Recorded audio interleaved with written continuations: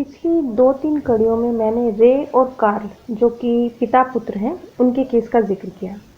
ये केस अपने आप में बहुत इंटरेस्टिंग है और इस केस के थ्रू हम अपनी ज़िंदगियों को बहुत आसानी से और बहुत कुछ समझ सकते हैं, क्योंकि असली मकसद हमारा क्या है इस जानकारी को लेने का, यही ना कि हमारे जीवन में तो बहुत सारे उलझे हुए रिश्ते हैं और बहुत सारी बातें हैं जिनकी वजह हमें समझ नहीं आती। हम बस सवाल करते रह जाते हैं कि क्यों है, किस लिए है, ऐसा क्यों, मेरे जीवन में ऐसा क्यों, उसके साथ ऐसा क्यों नहीं। बहुत सारे सवाल हैं। बाय बर्थ ही सब लोग अलग अलग हैं। बाय बर्थ ही कोई गरीब है, कोई अमीर है। फिर सवाल खड़े होते हैं कि मैं ही गरीब क्यों, वो क्यों रईस बन के पैदा हुआ। ऐसे बहुत सारे सवाल हैं। अब हम कार्ल और रे के थ्रू इन्हीं सवालों का जवाब जानने की कोशिश कर रहे हैं। पिछली 2-3 कड़ियों में मैं बता चुकी हूँ कि कार्ल है पिता की आत्मा और रे है पुत्र की आत्मा, और इन दोनों का रिश्ता ऐसा है जैसे दो दुश्मन हो। कहने को पिता पुत्र है लेकिन रिश्ता दुश्मनों जैसा है। अब यहाँ पर इस बात पे भी गौर कीजिए कि देखिए कैसी है लाइफ। कोई दुश्मन अगर आपका दुश्मन हो, दूर का पड़ोसी रिश्तेदार, कोई दूर का व्यक्ति आपका दुश्मन हो, तो आपकी लाइफ पर इतना गहरा असर तो पड़ेगा, असर स्वाभाविक है पड़ेगा, लेकिन इतना गहरा असर नहीं पड़ेगा। और सबसे बड़ी बात, आप किसी बहुत गहरे भावनात्मक दुख से तो नहीं गुजरेंगे, क्योंकि आपको उन लोगों से अटैचमेंट ही नहीं है। अब जिस व्यक्ति से आपकी कोई बहुत गहरी भावनात्मक अटैचमेंट नहीं है, वो व्यक्ति आपको चोट पहुंचाएगा, आपको हानि पहुंचाएगा, तो दर्द तो होगा, सब कुछ होगा, लेकिन इतना गहरा आपके ऊपर उसका असर नहीं पड़ेगा। लेकिन यही काम अगर कोई अपना करेगा तो आपके ऊपर बहुत गहरा असर पड़ेगा। अब देखिए, लेसन सीखने के लिए जो भी हमारी लाइफ में परिस्थितियाँ आती हैं, जब वो गहरा असर डालती है ना हमारे दिलो दिमाग पर, तभी हम लेसन सीखते हैं और तभी हम परिवर्तित होते हैं। आप खुद अपने आप से पूछिए, आपका कोई दोस्त आपको धोखा दे, जिससे आपकी 6 महीने, साल, 2 साल पुरानी दोस्ती है, तब आपको कितना फ़र्क पड़ेगा, तब उसके धोखे से आप भावनात्मक या मानसिक रूप से कितना बदल पाएंगे। लेकिन अगर आपका सगा भाई, जिसको आप अनकंडीशनल प्रेम करते हैं, बचपन से जिसके साथ है, वो आपको धोखा दे, तब आपके दिल और दिमाग पर उसका क्या असर पड़ेगा और वो आपको कितना बदलने में सक्षम हो पाएगा। स्वाभाविक है, अपने भाई के चोट पहुंचाने पर ही आपके अंतरात्मा झकझोरी जाएगी, बिल्कुल अंदर से टीस उठेगी, और जो परिवर्तन होना है ना, वो बिल्कुल अंदर से शुरू होगा, आत्मा से शुरू होगा। और यही करने हम इस धरती पर आते हैं। इसीलिए जो मुश्किल सिचुएशंस आपकी लाइफ में आती हैं, वो भावनात्मक और मानसिक रूप से आपको तोड़ती हैं। मतलब तोड़ना लफ्ज़ गलत है, तोड़ना नहीं कहना चाहिए, एक्चुअली दोबारा से कंस्ट्रक्शन होती है आपके दिलो दिमाग की। क्योंकि मुश्किल परिस्थितियों में आप सिर्फ टूटते ही नहीं हैं, टूटने के बाद स्थिति को समझ के परिवर्तित भी होते हैं और सुलझते भी हैं। मेन पॉइंट तो यही है, परिवर्तित होना और सुलझना। क्यों? क्योंकि लॉन्ग टर्म यही जाने वाला है, नेक्स्ट बर्थ तक यही जाने वाला है। हमेशा आपकी सोल के अंदर जो समा जाने वाली चीज़ है वो यही है। इसीलिए जब लाइफ में कोई मुश्किल आए ना, तो गौर कीजिएगा कि आपके दिलो दिमाग को कहाँ तक झकझोर गई है और क्या सिखा कर गई है। असली बात यही है, क्योंकि जो आपने सीख लिया ना, वो अब आप ये समझिए कि आपकी सोल का हिस्सा बन गया है, परमानेंट। इस जीवन में भी, नेक्स्ट बर्थ में भी आप जाएंगे तो वो जो सीखा हुआ है ना, वो आपके साथ में जाने वाला है। कहते हैं ना, खाली हाथ आए थे खाली हाथ जाएंगे। ये जो नियम है ना, खाली हाथ आने और जाने का, ये सिर्फ भौतिक चीज़ों पर लागू होता है। जो चीज़ें हमें पैदा होने के बाद मिलती हैं, हमारा नाम, हमारा शरीर, हमारे माता पिता, हमारा घर, हमारी धन दौलत, हमारी पदवियाँ, लेकिन जो आप अपने संस्कारों में परिवर्तन करते हैं, भावनात्मक तौर पे चेंज हो जाते हैं, यहाँ तक कि यहाँ तक कि अपनी हैबिट्स में भी जो परिवर्तन आप करते हैं, ये तो मतलब संस्कारों में परिवर्तन, तो ये तो दिली तौर पे परिवर्तन तो बड़ी बात होती है। छोटी छोटी चीज़ होती है ना, जैसे आप मान लीजिए आप इस जन्म में बहुत ज़्यादा हेल्थ कॉन्शियस हैं, आप अपने अंदर एक हैबिट डेवलप करते हैं। ये मैं बहुत छोटे स्तर की बात कर रही हूँ, लेकिन मैं ये कहना चाह रही हूँ कि किस तरीके से छोटे स्तर की हैबिट्स भी लॉन्ग टर्म परमानेंट हो जाती हैं। मान लीजिए आप अपनी हेल्थ को लेके बहुत कॉन्शियस हैं, रोज़ सुबह एक्सरसाइज करते हैं, शाम को भी जिम जाते हैं, बहुत हेल्दी डाइट लेते हैं, आप अपना पूरा जीवन इसी हैबिट के साथ जीते हैं और इस हैबिट को आपने अपने अंदर बहुत पक्का कर लिया है। तो अब क्या होगा, ये लगने को तो लग रहा है कि इस जीवन की हैबिट है, इस जीवन में एक भौतिक भौतिक हैबिट है, शरीर को ठीक करने की हैबिट है ना, तो भौतिक दुनिया से अटैच हैबिट है ये। आंतरिक तौर पे तो कोई परिवर्तन नहीं हो रहा, भौतिक तौर पे शारीरिक तौर पे परिवर्तन हो रहा है, लेकिन ये हैबिट भी नेक्स्ट बर्थ में आपके साथ जाएगी और नेक्स्ट बर्थ में आप इस तरह की एक आत्मा बन के पैदा होंगे जो अपने अंदर ना सिर्फ पॉजिटिव हैबिट्स को आसानी से डेवलप कर पाती है, बल्कि उसके अंदर अपने शरीर का, अपनी हेल्थ का ध्यान रखने की एक स्वाभाविक हैबिट भी है और इस चीज़ के लिए उसका शरीर भी उसका साथ दे रहा है। क्यों? क्योंकि कर्म भी तो मिल जाएगा ना, क्योंकि आप लॉन्ग टर्म जब कोई हैबिट अपना लेते हैं तो फिर वो कर्म के रूप में भी तो ऊर्जा क्रिएट करती है ना, तो आपको फिर शरीर भी ऐसा मिलेगा जो आप मान लीजिए अपने शरीर को हेल्दी बनाने की कोशिश करें तो शरीर भी ऐसा मिलेगा आपको जो जल्दी से आपकी उस चीज़ को स्वीकार करेगा और तंदुरुस्ती की तरफ जाएगा। खैर, अब हम मेन पॉइंट पे वापस आते हैं। हम रे और कार्ल के केस की बात कर रहे थे। तो जैसे कि हमने जाना कि रे को हैरानी थी आत्मालोक पहुंचने पर कि उसके पापा में इतना परिवर्तन कैसे है। वो तो उनको बस एक तानाशाह गुस्सैल व्यक्ति के रूप में जानता था, लेकिन यहाँ पर ऐसा नहीं था। तो अब डॉक्टर न्यूटन ने रे से एक सवाल किया, बड़ा इंटरेस्टिंग सवाल है। उन्होंने किया कि चलो अब हम उन परिस्थितियों की ओर लौटें जिन्होंने तुम्हें एक निर्दयी पिता के नियंत्रण में रहने के लिए मजबूर कर दिया और ऐसा लगता है जैसे तुम्हारे पिता कार्ल ने तुम्हारी जिंदगी को सोच समझ के मुश्किल बनाया है। अब आखिर क्यों तुम्हें ये जिम्मेवारी दी गई कि तुम कार्ल के पुत्र बन के जन्म लो? अब ये तो कार्ल से सवाल है ना, ये रे से सवाल है ना कि वो कार्ल का पुत्र बन के क्यों जन्म ले लिया उसने। अपने जीवन में भी देख लीजिएगा कि ये परिस्थिति क्यों आई, चेक कर लीजिएगा, आपको खुद ही आंसर मिल जाएंगे। अब रे यहाँ पर अपने बारे में बताता है कि कार्ल के साथ इस जन्म से पहले भी उसका एक जन्म था। उस जन्म में वो एक अनाथ बच्चा था और कुछ एक बुरी आदतें थी उसे, लेकिन उन बुरी आदतों की वजह से उस अनाथ बच्चे के रूप में जीवन जीने की वजह से हुआ क्या था, हुआ ये था कि वो अपने जो वास्तविक पहचान है, आत्मिक रूप से जो हमारी पहचान है, आत्मिक जो गुण है हमारे, वो उनसे थोड़ा दूर होने लगा था। ये समझ लीजिए कि वो अनाथ था, उसे कोई समझने वाला नहीं था, वो भौतिक जगत को ही सब कुछ समझने लगा था और अपनी आत्मिक दुनिया से दूर होने लगा था। ऐसा होता भी है ना कि अब जब कोई अनाथ बच्चा हो, माता पिता ना हो, तो भावनात्मक सहारा देने वाला कौन होता है? तो वो बच्चे या तो भावनात्मक रूप से बहुत वीक बन जाते हैं या बहुत कठोर बन जाते हैं। तो ऐसे ही रे के साथ हुआ, रे बहुत कठोर बन गया था। आगे रे ने कहा कि मैं एक अनाथ बच्चे के रूप में था। ये पिछले बर्थ की बात, ये इस बर्थ की बात नहीं हो रही है। इस बर्थ में तो कार्ल उसका पिता था, ये उससे पिछले बर्थ की बात हो रही है कि मैं एक छोटा बच्चा था और मुझे रास्ता दिखाने वाला कोई नहीं था। मेरी माँ की मृत्यु हो चुकी थी और मैं बिल्कुल अकेला था। अब रे ने क्योंकि एक कठोर जीवन जिया था बिना माता पिता के, इस तरह के बच्चे बहुत जल्दी अपने पैरों पर खड़े भी हो जाते हैं। ऐसे ही हुआ रे के साथ। रे बहुत जल्दी अपने पैरों पर खड़ा हो गया और बहुत ताकतवर और आत्मनिर्भर बन गया, बहुत जल्दी बन गया।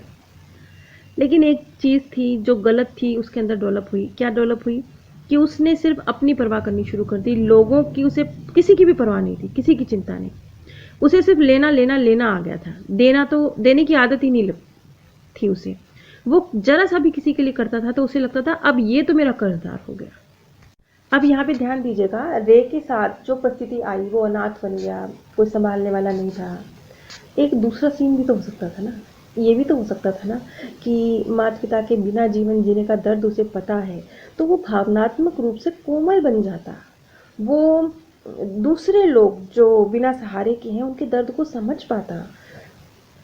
इमोशनली वीक नहीं कहेंगे इसे, दूसरे के दर्द को समझने वाला, दूसरे की मन की तह तक पहुंच जाने वाला, इस तरह का व्यक्ति बन जाता।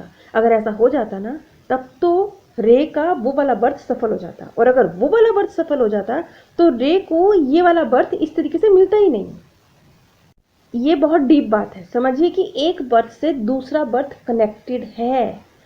अगर रे उस अनाथ बच्चे के रूप में एक मुश्किल जीवन जीगा जैसे उसने जिया, लेकिन वो कोमल बन जाता, लोगों के मन की बात समझने वाला बन जाता, लोगों के दर्द को हल्का करने वाला बन जाता, तो उसका वो जीवन भी सफल था, आने वाला जीवन भी परिवर्तित था। लेकिन उल्टा हो गया।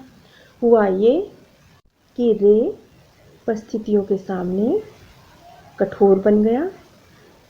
रे को सिर्फ लेना लेना लेना लेना, सिर्फ यही आ गया। देने का नेचर उसका खत्म हो गया। देने से यहाँ सब कुछ देने का मतलब है, देने से यहाँ मतलब एक भावनात्मक प्यार किसी को देना होता है ना, मानसिक शांति किसी को देना होता है, सिर्फ धन का देना नहीं होता। ये देना हर हर हर नज़रिए से काम करता है। तो वो देने की आदत खत्म हो गई, लेने की आदत शुरू हो गई। किसी के लिए थोड़ा सा भी करे तो समझे कि मैंने बहुत कर दिया। इस तरह की एक पर्सनैलिटी बन गया रे। अब जब ये सब रे बता रहा था तो डॉक्टर न्यूटन ने बीच में फिर टोक दिया कि भैया इस हद तक जाने की क्या ज़रूरत थी। एक अनाथ के रूप में तुमने जो पिछला जीवन जिया, मतलब सफल नहीं हो पाए ना, तरक्की नहीं कर पाए उसमें, तो फिर इस जीवन में किसी स्नेह करने वाले पिता को चुनते ना। देखो, उस जीवन में तुम अनाथ थे, माता पिता का प्रेम नहीं था, तो तुम बिगड़ गए। तो इस जीवन में तो कम से कम प्रेम करने वाले माता पिता चुन लेते, स्नेह करने वाला पिता चुन लेते। तो ये कैसी योजना बनाई तुमने?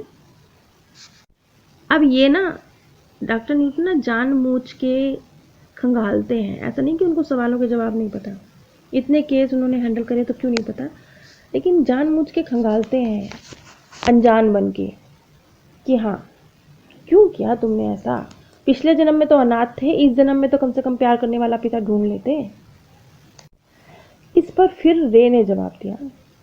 उसने कहा, अब ये वो अपने मार्गदर्शक की बात कर रहा है, मार्गदर्शक के साथ, क्योंकि जीवन में जब वो आया ना, धरती पर जन्म लिया उसने, तो उससे पहले जो हमारे क्लोज वंस होते हैं, जो माता पिता, भाई बहन, बेटा बेटी, बिल्कुल बिल्कुल करीबी जो होते हैं ना हमारे, जो मतलब रिश्ता ना भी हो लेकिन आपकी लाइफ पर जो असर डालने वाले लोग हैं, उनके साथ एक मीटिंग होती है। यूं ही नहीं आ जाते हम धरती पर, पूरा सोल प्लान होता है हमारा कि ये कौन है, ये इसके साथ रिश्ता क्या है, इसके साथ क्या है, ये क्या सिखाने की वजह बनेगा, हम कैसे इसको सिखाने की वजह बनेंगे, इस तरीके के पूरे घटनाक्रम तय होते हैं। तो अब यही हुआ, मार्गदर्शक के साथ जब मीटिंग हुई होगी रे की, कार्ल की, तो सोच समझ के ही तो दोनों ने पिता पुत्र का रोल चूज किया होगा।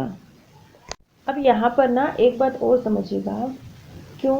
क्योंकि ये बात भी ना अनबिलीवेबल लगती है। बहुत सारे लोग सवाल कर देते हैं कि ये क्या बात हुई, हम खुद ऐसा जीवन चूज करके आए हैं धरती पर, हमने ऐसे माता पिता चूज किए हैं, हमने ऐसे लोग चूज किए हैं, हमने ऐसी घटनाएं चूज करी हैं अपनी लाइफ में। तो जी हाँ, करी तो आपने ही है, लेकिन एक पेच है, वो ये, जिस वक्त आपने अपने लाइफ लेसन चूज किए, अपनी लाइफ के लोग चूज किए, अपनी लाइफ की घटनाएं चूज करी, उस वक्त आपके सामने किताब खुली पड़ी थी। आप सोल वर्ल्ड में थे, आपको सब पता था क्या सीखने आए हैं, क्या सीखना जरूरी है। टीचर आपके सामने था, आपका मार्गदर्शक आपके सामने था, सब कुछ आपको बिल्कुल क्लियर था। ऐसे जैसे बच्चा पेपर दे रहा है लेकिन बच्चे के सामने किताब खुली पड़ी है, ले बेटा देखता जा, लिखता जा। ये कोई पेपर हुआ? ये पेपर नहीं होता ना। तो सोल वर्ल्ड में जब आपने प्लान बनाया तो एक तरह से आपके सामने किताब खुली पड़ी थी, आपको सब पता था क्या करना है, कैसे करना है, और क्यों करना है, और किसके साथ करना है। इसलिए आपने अपने जीवन की तरक्की को, अपनी आत्मा की तरक्की को सेट करते हुए कुछ घटनाक्रम अपने लिए तय कर लिए। अब इस धरती का जो नियम है वो बिल्कुल उलट पुलट है। सोल वर्ल्ड में तो सारी हकीकतें पता है, इसलिए सोच समझ के प्लान बना लिया, लेकिन यहाँ पर तो सब उल्टा है ना। यहाँ पे तो सब भूल ही गए हैं। यहाँ पे तो ये शरीर क्यों मिला है, ये दिमाग क्यों मिला है, ये परिवार क्यों मिला है, ये ऐसे क्यों, ये वैसे क्यों, यहाँ पे तो सब भूल भाल गए हैं हम लोग। अब यही असली परीक्षा है। किताब बंद है, सिर्फ एक पेन है आपके हाथ में, कोई आपको गाइड करने वाला नहीं है, आपका टीचर आपकी क्लास में नहीं है, अब आपने पेपर देना है। यही तो, क्या याद है आपको, अब निकल के आएगा ना सामने। ऐसे ही जीवन की घटनाएं वहां बैठकर तो आपने अपने लिए चूज कर ली, लेकिन आपने एक्चुअल में ग्रो कितना किया है, आपने उन घटनाओं से सीखा क्या है, अपने जो लेसन है लाइफ लेसन उसके कितने करीब पहुंचे हैं, इसकी सारी चेकिंग तो इस जीवन के खेल में होगी, और उसे बोलेंगे कर्म। अब यहां पे शुरू होते हैं कर्म। क्यों? क्योंकि जो घटना कर्म आप सोल वर्ल्ड में तय करके आए हैं ना, ठीक है वो किस्मत है, लेकिन उसके बाद कर्म की जो कैटेगरी है ना, वो कर्म उस किस्मत में परिवर्तन ला रहे हैं। मान लीजिए फॉर एग्जांपल आप सोल वर्ल्ड में हैं, आप सोल वर्ल्ड में अपने लिए डिसाइड कर लेते हैं कि आपका एक्सीडेंट हो जाएगा। मान लीजिए फॉर एग्जांपल आपका एक्सीडेंट हो जाएगा, आपकी एक टांग कट जाएगी, ये आपने सोल वर्ल्ड में तय कर लिया अपने लिए, मुश्किल घटना कर तय कर लिया। अब वो घटना घटी धरती पर, यहां तक किस्मत है, यहां तक किस्मत है कि आपने अपने एक्सीडेंट को चूज कर लिया अपने लिए। लेकिन एक्सीडेंट होने के बाद जब आपके पास एक टांग नहीं है, अब आप अपने आप को लाचार, मजबूर, विकलांग समझ के जीवन जी रहे हैं और अंदर से टूट गए हैं, अपने आप को दया का पात्र समझ रहे हैं, या फिर अपना हौसला बुलंद करते हुए और दूसरे विकलांगों के लिए भी एग्जाम्पल सेट करते हुए खड़े हो जाते हैं, नकली टांग लगाते हैं, एक टांग पे चलते हैं, मेहनत करते हैं, फिर से ग्रो करते हैं और एक पूरा पहाड़ चढ़ जाते हैं। ये दो अलग अलग सिचुएशंस हैं, लेकिन ये अलग अलग सिचुएशंस आपके कर्म हैं। ये तय नहीं थे सोल वर्ल्ड में, ये तय नहीं थे, ये आपके कर्म हैं। लेकिन अब जो कर्म आपने कर दिया, आगे उसकी किस्मत तय है। मान लीजिए आपने कर्म क्या किया, आपने कर्म किया कि आप बोले नहीं मैं खड़ा हो जाऊंगा, मैं हिम्मत दिखाऊंगा, मैं कैसे भी करूंगा, मैं चल के दिखाऊंगा। आप हिम्मत करते हैं, प्रैक्टिस करते हैं, नकली टांग लगाते हैं, चढ़ते हैं, पहाड़ी चढ़ जाते हैं, तो क्या होगा? फिर उसकी किस्मत सामने आएगी, उस घटना की किस्मत सामने आएगी। और उस घटना की किस्मत क्या है? उस घटना की किस्मत है आपका एग्जाम्पल बनना और दूसरे विकलांगों के दिलों में आशा की किरण जगाना,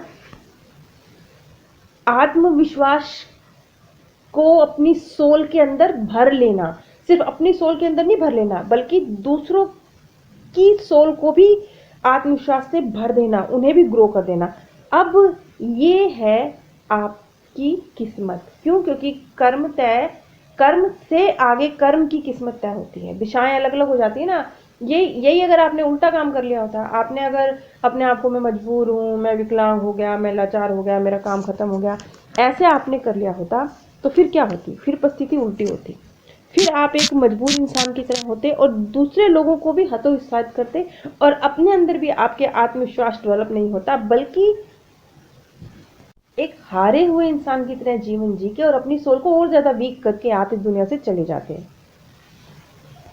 अब ये जो मैं बात बीच में अलग तरह से स्पष्ट करती हूँ, वो मैं सिर्फ इसलिए करती हूँ क्योंकि ठीक है, कार्ल और रे इनकी स्टोरी को हम समझ रहे हैं, लेकिन हमारा मकसद तो अपनी जीवन की स्टोरी को सुलझाना है ना। तो उनके जीवन में जो घटनाक्रम घट रहे हैं, उसके आधार पर हम अपने जीवन के घटनाक्रमों को सुलझाएंगे नहीं।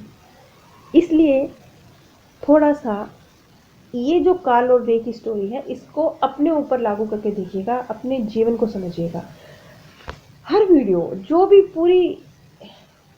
प्लेलिस्ट में जो भी वीडियो है, उसे वो है दूसरों की वीडियोस, चाहे वो पाथ ऑफ हैप्पीनेस चैनल हो, चाहे वो पीस चैनल हो, है वो दूसरों की वीडियोस, दूसरों की सच्ची स्टोरीज हैं। लेकिन उनसे एक निचोड़ निकाल के अपने जीवन पर अप्लाई करके उसे चेक कीजिए वो कहाँ तक पहुँचा है। क्योंकि हमारा मकसद अपने जीवन की क्वालिटी को और अपने मन की क्वालिटी को हल्का करना, सुलझाना, सुंदर बनाना है। और ऐसा सुंदर बनाना है, हमने अपने मन को ऐसा खूबसूरत बनाना है, अपने दिमाग को, अपने दिल को, अपने संस्कारों को, कि जब मर के इस दुनिया से जाएंगे ना, दूसरा जन्म भी लेंगे ना, तब भी ये चीज़ें हमारे जीवन को हल्का और खूबसूरत और सुंदर बनाए रखें।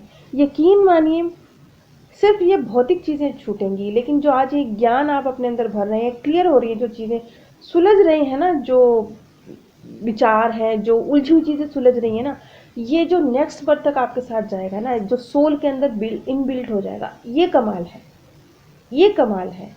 क्यों? क्योंकि ये हमेशा हमेशा के लिए आपको एक आनंद और शांति प्रदान करेगा। ये महत्वपूर्ण है। लेकिन हम लोग के साथ होता उल्टा ही है। इस दुनिया में भौतिक चीज़ों पर हम बहुत सारा अपना समय और धन खर्च करते हैं। सोचते हैं कि हमें खुशी मिलेगी, और अपने मन और दिमाग की गुत्थियाँ सुलझाने में जो धन और समय खर्च करना चाहिए, वो नहीं करते हैं। यानी जहाँ पानी है ही नहीं, तो वहाँ से प्यास बुझाने की कोशिश करते हैं, और फिर कहते हैं कि प्यास क्यों नहीं बुझी, हम तो अमेरिका घूमने गए थे, खुशी क्यों नहीं मिली। तो खुशी मिलेगी, परमानेंट मिलेगी, हमेशा हमेशा के लिए मिलेगी, जन्मों जन्मों के लिए मिलेगी, इतनी मिलेगी कि बहेगी, ओवरफ्लो हो जाएगी, आपके आसपास के लोगों को भी मिलेगी। सुलझा तो लीजिए मन को और दिमाग को। नीचे डिस्क्रिप्शन बॉक्स में मैंने आप सभी के साथ अमेज़न का लिंक शेयर किया है। अगर आप इस लिंक के माध्यम से कुछ भी परचेज़ करते हैं, तो बिना कोई आर्थिक नुकसान उठाए भी आप इस ज्ञान कार्य को आगे बढ़ाने में सहयोग दे सकते हैं। और साथ ही नीचे ही डिस्क्रिप्शन बॉक्स में मेरे second channel path of happiness का लिंक भी आप सभी के साथ शेयर किया गया है। अगर आप मृत्यु के बाद की दुनिया के विषय में जानकारी प्राप्त करने के इच्छुक हैं, तो एक बार सेकंड चैनल पर ज़रूर विजिट कीजिए। इस वीडियो से पिछली वीडियो का लिंक भी मैंने नीचे डिस्क्रिप्शन बॉक्स में ही शेयर किया है।